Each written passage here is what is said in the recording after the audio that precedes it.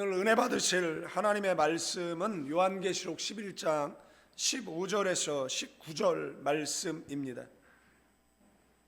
일곱째 천사가 나팔을 불매 하늘에 큰 음성들이 나서 이르되 세상 나라가 우리 주와 그의 그리스도의 나라가 되어 그가 세세토록 왕노를 하시리로다 하니 하나님 앞에서 자기 보좌에 앉아 있던 24 장로가 엎드려 얼굴을 땅에 대고 하나님께 경배하여 이르되 감사하옵나니 옛적에도 계셨고 지금도 계신 주 하나님 곧 전능하신 이여 친히 큰 권능을 잡으시고 왕노를 하시도다.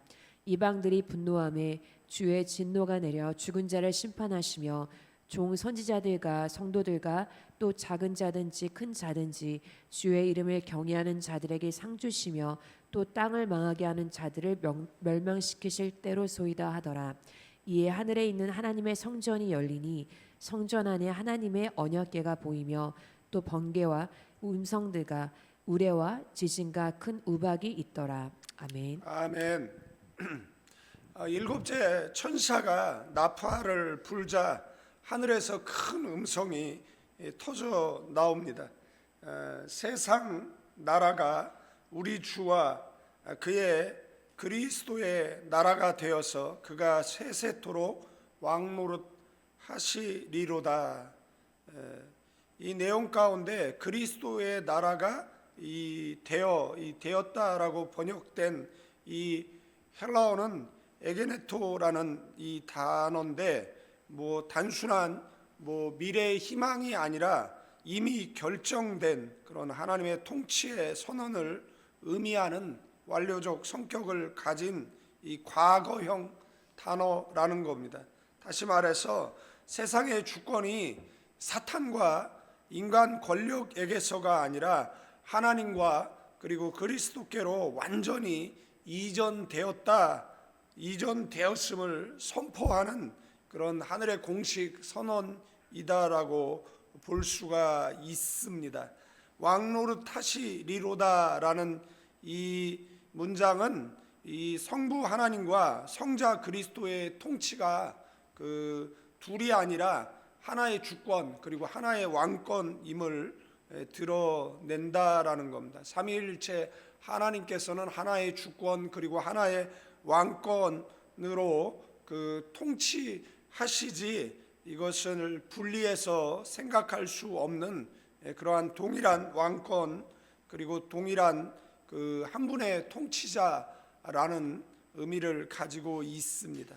이 장면은 역사 전체가 어디로 향하고 있는지를 분명히 보여주고 있다라는 것. 세계사는 인간의 어떤 진보사가 아니라 하나님의 나라가 완성되어져 가는 이 구속사라는 것입니다. 그래서 다니엘서 2장 44절에 보면 하늘에 하나님이 한 나라를 세우시리니 영원히 망하지 아니할 것이다라고 밝히고 있고, 마태복음 4장 17절에 보면 예수님은 회개하라 천국이 가까웠느니라고 선포하고 계시다라는 것. 그리고 요한계시록 11장은 그 나라가 마침내 전면적으로 선포되는 그런 순간을 보여주고 있다라는 것입니다. 그러므로 교회는 그런 세상의 흐름을 보면서 두려워할 이유가 없다라는 것. 정치는 흔들리고 그리고 제도가 무너진다라고 해도, 문명이 타락해도 역사의 방향은 바뀌지 않는다라는 것. 세상은 결국 그리스도의 나라에 귀속될 수밖에 없다라는 것. 이것이 일곱째 나팔의 첫 번째 메시지라는 것입니다.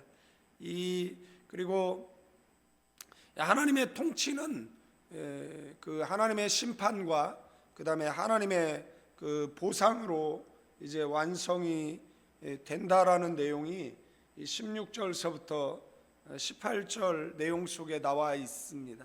이 하늘의 선포 앞에 24 장로들이 엎드려서 경배하고 찬송을 하죠.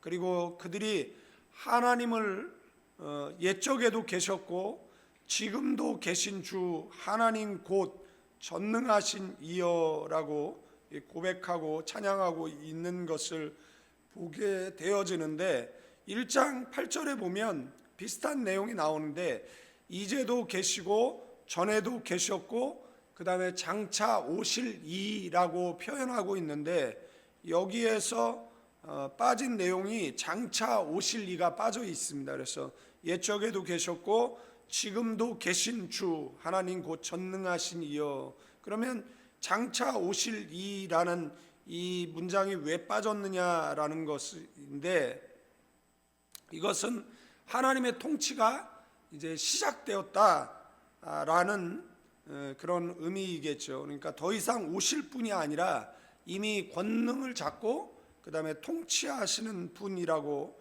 선포되고 있다라는 겁니다. 역사의 주관자는 하나님이시다라는 것을 잊어서는 안 된다라는 겁니다. 그 하나님 앞에 기도하면서 승리해야 하는 저와 여러분 되어지기를 축원드리겠습니다. 나라를 위해서 그리고 세계사를 위해서 기도할 때 역사의 주관자 되시는 하나님이 들으시고 응답하실 줄로 믿습니다. 그래서 17절 말씀에 보면 친히 큰 권능을 잡으시고 왕노릇 하시도다. 여기 잡았다라는 것은 뭐 하나님께서 이제 막 주권을 쥐었다, 그래서 이제부터 통치를 시작한다, 이게 아니라 이미 붙잡고 이미 붙들고 계셔서 그리고 계속 붙들고 계시다라는 뜻이다라는 겁니다. 그러니까 하나님의 통치는 뭐 일시적이고 뭐 잠정적인 것이 아니라 되돌릴 수 없는 그런 완성된 그런 통치를 이야기하는 것이고, 그러면 18절에서는 하나님의 통치가 어떻게 나타나느냐라고 했을 때 이 죽은 자들을 심판하시는 그러한 통치로 나타나는 것이죠. 계시록 20장 11, 15절 말씀에도 나와 있지만 하나님의 심판은 산자만을 위한 심판이 아니라 죽은 자까지 포함하는 그런 보편적 그런 심판이다라는 것이에요.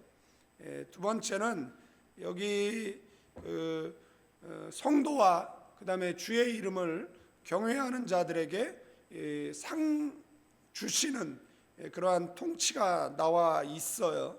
상은 이 은혜로 받은 구원에 대한 보상이 아니라 충성된 그리고 사명에 대한 그 완수에 대한 그런 하나님의 공의로운 평가인 줄로 믿습니다.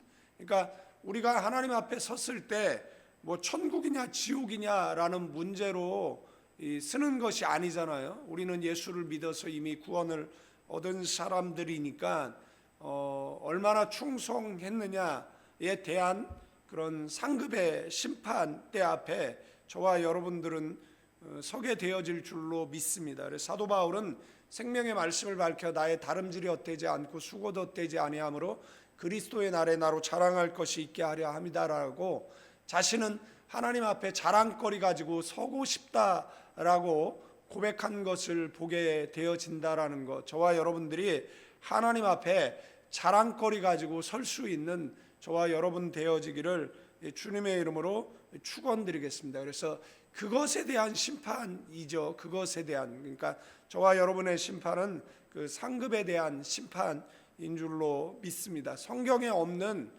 그러한 아전인수격적 해석을 가지고 교인들에게 공포를 주고 마치 그 천국 그 지옥의 심판, 그래서 하나님 보좌 앞에 섰더니 여기서 믿음으로 살고 충성되게 살았는데 너 지옥 이럴까봐 그 두려워하는 그런 신앙생활을 한다라고 생각을 해보십시오. 그것처럼 비참한 신앙생활이 어디 있겠습니까? 주님께 제자들이 물었습니다. 천국이 어디 있느냐라고 이야기했을 때 여기 있다 저기 있다 하지 말라고 너의 마음속에 있다라고 이야기했는데 심령 천국을 이루지 못하는데 어떻게 내세 천국을 갈 수 있겠습니까? 성도는 그 그리스도의 사랑으로 충만할 때 모든 두려움은 다 내어 쫓잖아요. 그런데 다윗이 범죄했을 때 다윗은 그 하나님 그 시편 51편의 말씀을 이 보게 되어지면 다윗은 그 두려움에 사로잡히거든요. 나를 주 앞에서 쫓아내지 마시며 주의 성령을 거두지 마소서. 주의 구원의 즐거움을 내게 회복시켜 주시고 자원하는 심령을 주사 나를 붙드소서. 그리하면 내가 범죄자에게 주의 도를 가르치리이다. 그러니까 죄가 들어오게 되어지면 버림받을까봐, 성령이 떠날까봐 이 두려움에 사로잡힌다라는 사실을 기억하셔야 돼요. 그러나 우리가 기억하셔야 될 것은 주님은 우리를 쫓아내지 않습니다. 주님은 우리를 회개시킨다라는 거. 성령은 우리 속에서 계속해서 양심을 일깨우고 회개를 촉구하신다라는 것.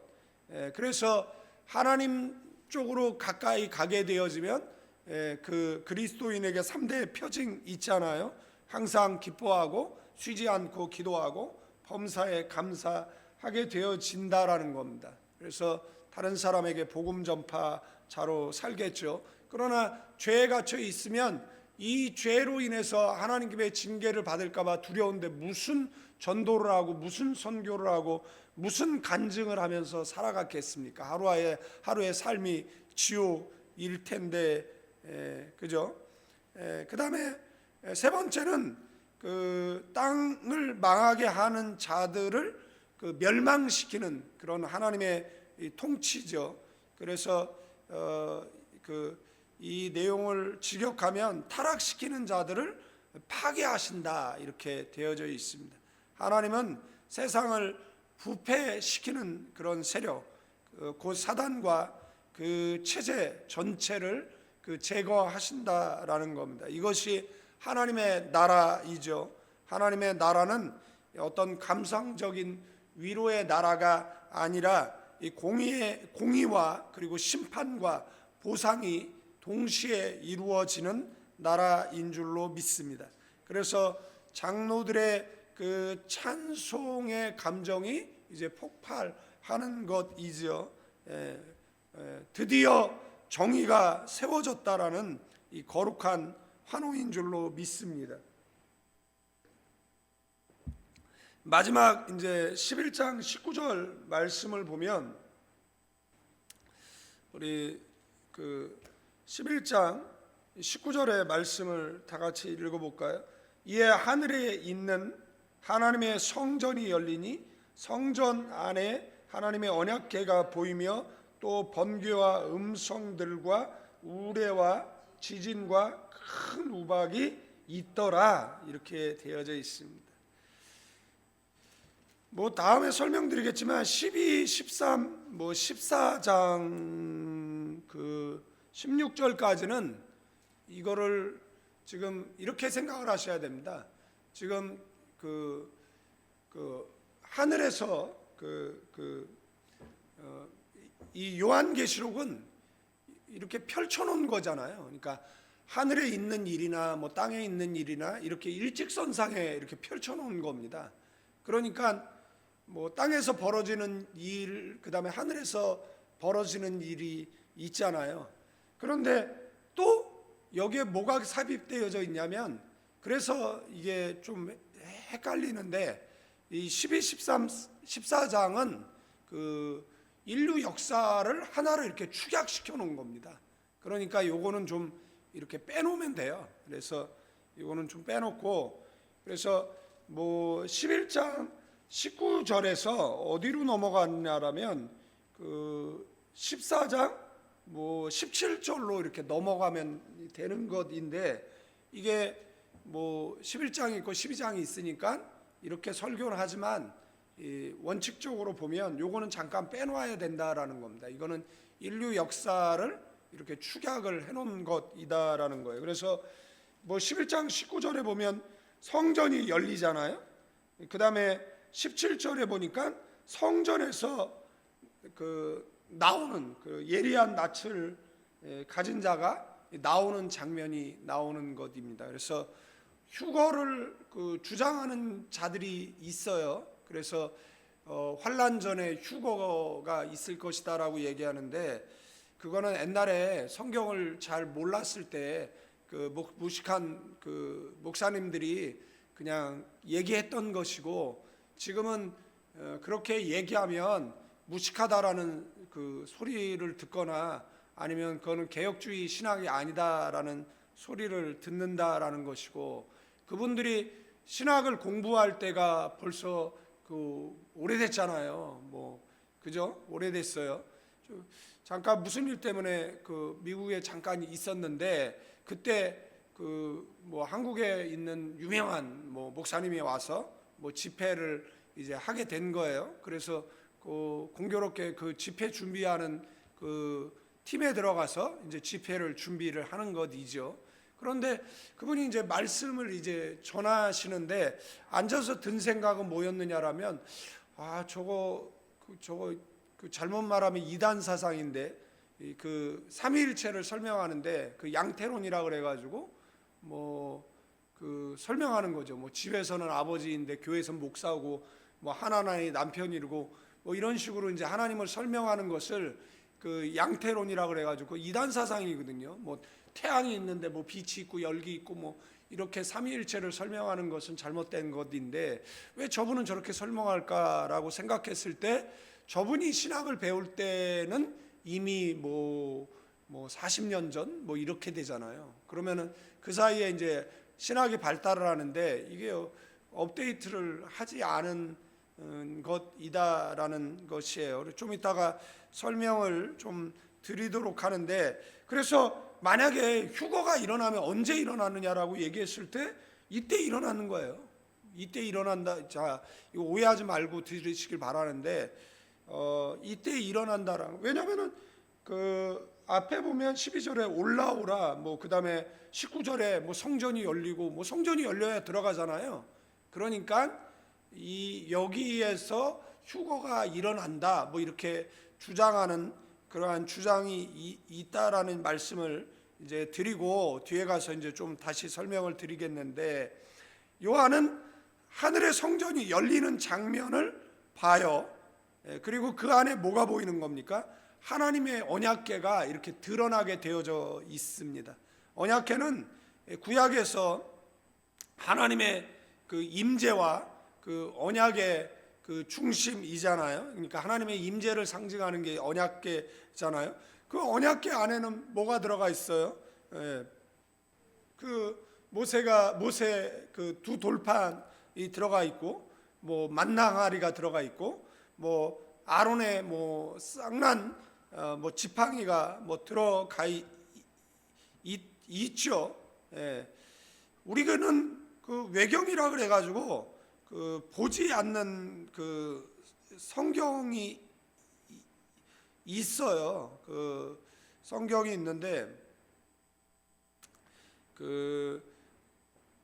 외경에 보면 뭐가 있느냐라면, 에레미야가, 이게 마카비 2서 2장 4절 8절에 나오는데, 에레미야가 이스라엘의 회복 때까지 언약궤를 숨겨두었다 이렇게 나와 있어요.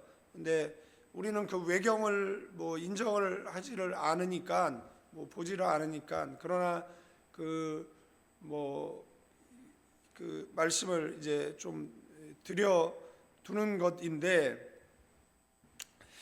그래서 이 언약궤죠. 거기에 율법이 들어가 있고, 그 다음에 이제 속죄의 피가 뿌려지던 이 자리잖아요. 그런데 그 언약궤가 하늘 성전에서 이제 열리니까 그게 이제 보인다라는 것은, 하나님의 심판 그리고 하나님의 통치는 뭐에 근거한다라는 겁니까? 언약에 근거한다라는 뜻이다라는 겁니다. 그러니까 하나님의 나라는 그런 임의적 폭력이 아니라는 것이에요. 하나님의 나라는 초법적, 그리고 코에 걸면 코, 귀에 걸면 귀걸이처럼 사람들에 의해서 법이 왜곡되고 훼손되고 이런 무질서한 그런 임의적 폭력이 아니다라는 거예요. 하나님의 통치는 이 율법에 근거한 통치라는 것을 성경은 말하고 있고, 이 십자가에 성취된 그런 언약적 공의 위에 세워진 나라가 바로 하나님의 나라라는 겁니다. 그래서 히브리서 10장 19절에 보면 우리가 예수의 피를 힘입어 성소에 들어갈 담력을 얻었나니, 그래서 언약궤는 두려움의 상징이 아니라 그리스도의 피로 열린 그런 은혜의 중심이 되었다라는 겁니다. 여러분들 종교 개혁을 할 때 고해성사를 안 갖고 오거든요. 만약에 고해성사를 갖고 왔다라면 성도들이 목회자 함부로 말하고 함부로 음해하고 할 수 있겠습니까? 그 사람에게 죄 사하는 권세가 있다라고 주장을 하는데 와서 죄를 고해할 거 아니에요. 그러면 뭐 묵주신경 몇 번 외우라 그럼 용서받는다라고 얘기한다라고 하면 그 신부의 눈을 성도들이 똑바로 바라볼 수 있습니까? 심지어 성도들은 그를 신부, 아버지라고 부르잖아요. 우리는 신부라고 부르지만 그 외국에서는 father, 아버지라고 부르잖아요. 그 사람들은 성도들에게 나이가 많건 반말하잖아요. 아버지니까. 예? 그리고 뭐 술 먹고 길거리에 쓰러져 있어도 함구하죠. 왜? 아버지니까. 만약에 입을 놀리면은 어떻게 되는 겁니까? 예, 함처럼 저주받는다라고 가스라이팅 하는 것이잖아요. 여러분들 그러면 목회 얼마나 편하게 하게 할 수 있겠어요. 그러나 그것이 비성경적이기 때문에 가져오지 않았어요. 예. 그런데 히브리서를 통해서 우리가 예수의 피를 힘입어서 뭐예요? 성소에 들어갈 담력을 얻는 것이잖아요. 그래서 그 예수님 앞에 나아가서 우리는 뭐 직접 뭐 할 수 있는 겁니까? 직접 고해할 수 있는 거죠. 회개할 수 있는 것이잖아요. 그것을 그래서 언약궤는 믿는 사람에게는 두려움의 상징이 아닙니다. 여러분들 종말은 믿는 사람에게 있어서는 두려움의 상징이 될 수가 없습니다. 신부가 이제 신랑 만나게 됐는데 그것을 두렵다라고 이야기한다라면 여러분들 뭐 마른 하늘에 날벼락을 치면 그럼 사람들이 깜짝깜짝 놀래잖아요. 그런데 그 날벼락이 죄인을 부르는 소리라고 하잖아요. 죄인은 두려워하겠죠. 그러나 예수 믿는 사람들은 두려워하는 것이 아니잖아요. 그래서 그 언약궤는 그리스도의 피로 열린 그러한 은혜의 중심이 된다라는 것이에요. 그러나 동시에 번개, 음성, 우레, 지진, 큰 우박이 나타나는 것이잖아요. 이것은 하나님의 임재가 그냥 단순히 따뜻한 위로가 아니라 거룩하고 두려운 권능임을 보여주고, 하나님은 사랑의 하나님이시지만 동시에 뭐죠? 심판의 하나님이시다라는 것이고, 자, 아까 전에 이제 휴거 얘기에 대한 이야기를 좀 드리겠는데, 그 개혁주의 신학에서는 그 비밀 휴거가 따로 인정하지 않는다라는 겁니다. 그러니까 그 예수님의 재림, 그 다음에 성도들의 들림, 최후 심판은 그 한 사건이고 동시에 일어난다라고 보는 것이에요. 그런데 그 종말론은 무천년설, 후천년설, 역사적 전천년설, 이 세 가지의 모두 공통점은 그 세대주의적 휴거 사상, 그 성도들이 몰래 먼저 들려 올라가고 그 위에 7년 대환란이 있고 다시 예수님 재림하신다는 이런 그 주장을 성경은 그리고 개혁주의 사상은 지지하지 않는다라는 말씀을 드리는 것이에요. 그래서 개혁주의는 성경이 말하는 휴거를 어떻게 이해하느냐라면 그 예수님의 재림 사건의 일부분으로 본다라는 겁니다. 재림 이전에 독립적인 그 휴거가 있지 않다 이렇게 보는 겁니다. 그러면은 그 근거가 뭐냐라고 얘기했을 때 데살로니가전서 4장 16, 17절입니다. 주께서 호령과 천사장의 소리와 하나님의 나팔로 친히 하늘로부터 강림하시리니, 그 다음에 이어서 뭐라고요? 우리가 공중에서 주를 영접하게 하시리라.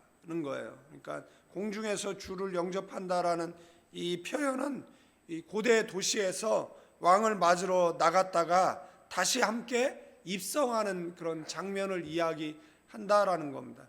정리하면 예수님의 재림, 그다음에 뭐 휴거, 그다음에 심판이 그 동시적 사건이지 뭐 비밀 휴거, 그다음에 뭐 옛날에 한국 교회를 힘들게 만들었던 그 뭐 다미선교회 그 주장들, 이것이 다 어떤 주장들이냐라면 이 잘못된 이 성경 해석관을 가졌던 그런 세대주의적 휴거라는 것이고, 그러면 옛날에 왜 이렇게 주장을 했느냐라고 얘기했을 때 제가 말씀드렸잖아요.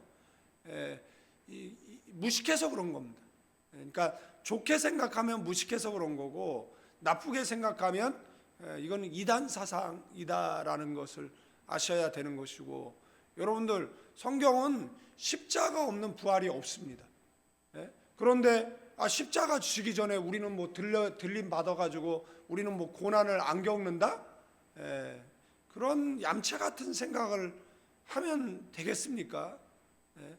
고난을 겪되 피할 길을 주실 것이고, 감당 못할 것 같은 피할 길을 주실 것이고, 그리고 그 고난을 이길 수 있는 힘을 주실 줄로 믿습니다. 그러니까 성도가 마치 고난 앞에 그 도망가듯이, 그 하나님께서 그들을 먼저 도망시킨다, 그리고 그런 것은 말이 안 된다라는 말씀을 드리고, 재림하시는 그리스도를 맞이하고 그다음에 함께 영광 가운데 임재로 들어간다라는 것이 이 개혁주의 그 성경 해석이다라는 말씀을 드리는 것이고, 만약에 세대주의적 성경 해석을 한다라고 보면 그러면 휴거가 언제 있겠냐? 그러면 여기에 있는 겁니다. 11장 지금 말씀드렸던 여기에 있는 것이고, 제가 지금까지 말씀드리는 내용은 그 일곱 나팔은 목차로 본다라고 이야기를 하는 거예요.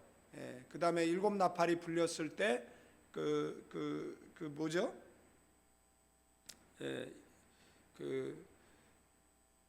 대접은 그냥 한 번에 쏟아지는 거니까 언제냐 뭐 이야기를 했을 때 모르죠. 언제 주님 재림하실지 우리가 어떻게 알겠습니까? 다만 성경이 계시해 주는 범위 내에서 이제 알 수 있는 것입니다. 자, 휴거는 있습니다. 있어요.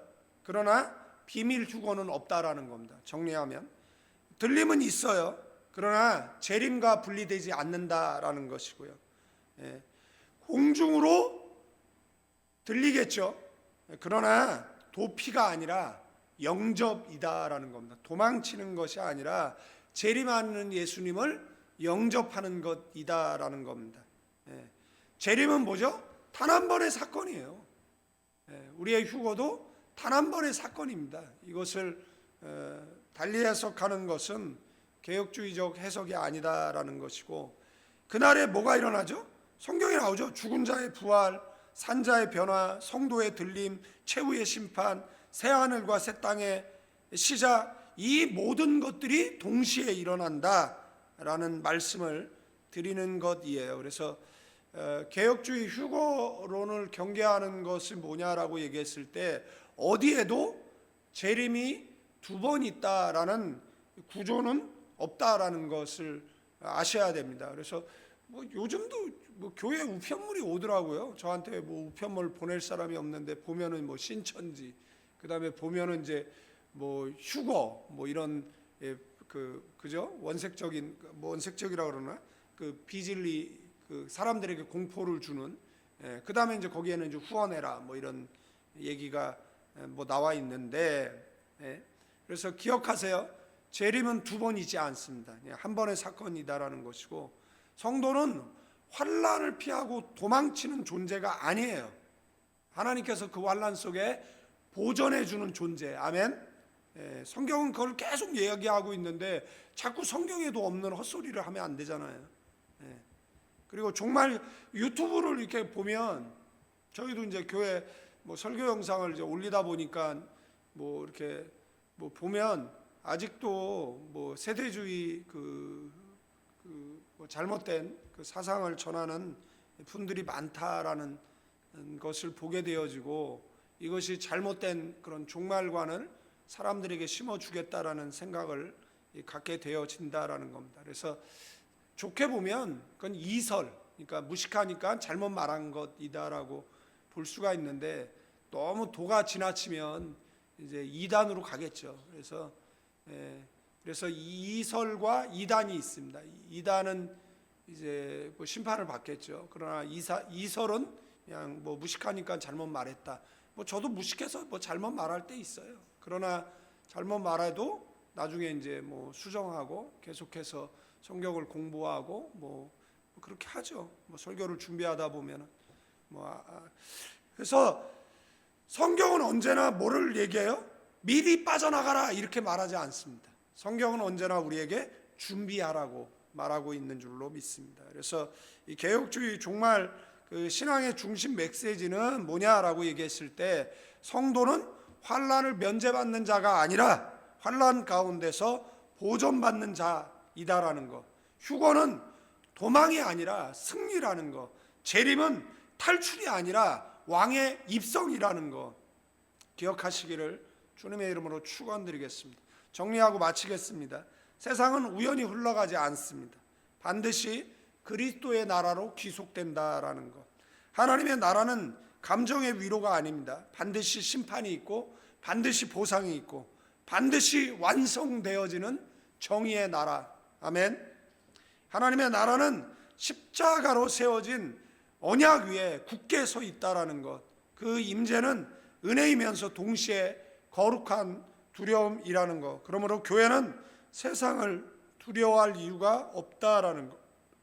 세상이 흔들릴수록 교회는 더 분명하게 말해야 한다라는 것. 세상 나라가 우리 주와 그의 그리스도의 나라가 되었다라고 선포하는 저와 여러분 되어지기를 주님의 이름으로 축원드리고, 그리고 성경을 읽을 때마다 하나님 말씀을 조명해 주셔서 늘 진리 가운데 서 있게 해달라고 기도하셔야 돼요. 여러분 주님 오실 날 불언하잖아요. 그리고 요한계시록에 보면 뭐 개구리의 엉도 나와가지고 헛소리하는 거짓 선지자들의 그런 의해서 얼마나 많은 사람들이 비진리로, 그리고 영혼 사냥꾼들과 함께 지옥으로 간다라는 걸 기억하실 때 여러분들 늘 진리 안에 서 있는 저와 여러분 되기를 축원드립니다. 이제는 우리 주 예수 그리스도의 은혜와 우리 아버지 하나님의 극진하신 사랑, 성령님의 감화감동 교통 충만 축복하심이 이 자리에 모여 예배하는 믿음의 사람들 위해, 가나안 교회 위에, 조국 대한민국 위에 이제로부터 영원까지 함께 계실지어다.